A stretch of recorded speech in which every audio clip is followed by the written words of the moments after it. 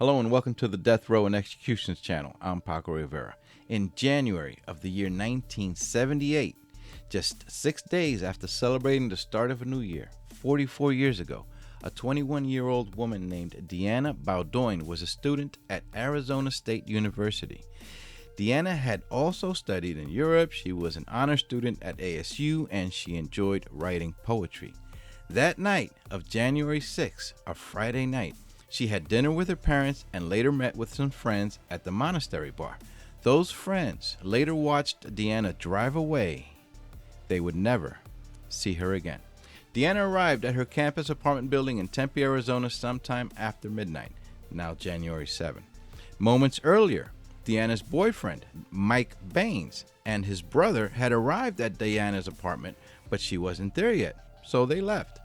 Mike Baines took his brother home and then went back to Deanna's place again. When Mike returned, he saw that Deanna's car was now in the parking lot. Mike unlocked the door to the apartment and entered. He found Deanna in bed, fully dressed, with a belt wrapped around her neck and a lot of blood on her chest area. Mike removed the belt and attempted CPR and then called police. When police arrived, it was too late. Deanna was dead from 3 stab wounds to her chest and strangled. It was concluded by detectives that Deanna Bowdoin was made to get fully dressed again after she was raped, and then she was killed. Detectives had no leads in the case. Even notorious serial killer Ted Bundy had been a suspect at one point. That case went cold and lay dormant for 23 years when DNA evidence helped to solve it. In May of 2001, a Tempe Police Department detective picked up the case. Male DNA, semen, was found on Deanna's underwear.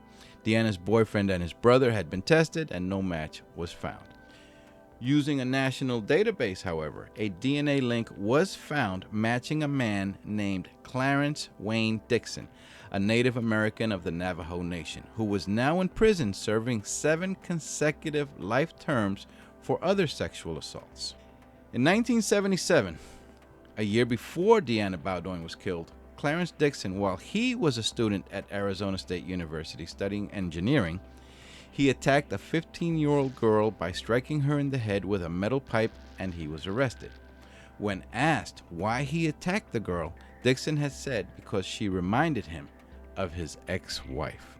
A psychiatrist later concluded that Dixon was not competent to stand trial. In March of 1985, 7 years after the still unsolved rape and murder of Deana Bowdoin, Dixon was released on parole, so he was let out again for other crimes for yet another assault he had been convicted of. Only days later, on April 2nd, he grabbed a woman in the parking lot of the Northern Arizona University and held a knife to her throat, and she was raped. The woman, who was 21 years old, was a student at the university. 2 months later, on June 10th, Clarence Dixon struck again. He grabbed onto a woman jogging on the road near Northern Arizona University. While holding her at knife point, he forced her into the woods, tied her hands together, and raped her. Now, for some bizarre reason, Dixon handed the young woman back her clothing and shoes and seemed to be expressing remorse at what he had done.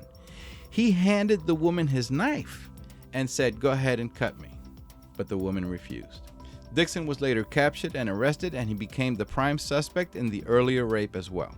He began his 7 life terms sentence, and in 2001, by checking that national database, he was linked by DNA to the 1978 murder of Deana Bowdoin.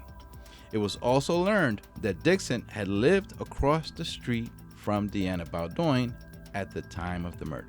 His case didn't go to trial until 2007, 30 years after the crime had occurred.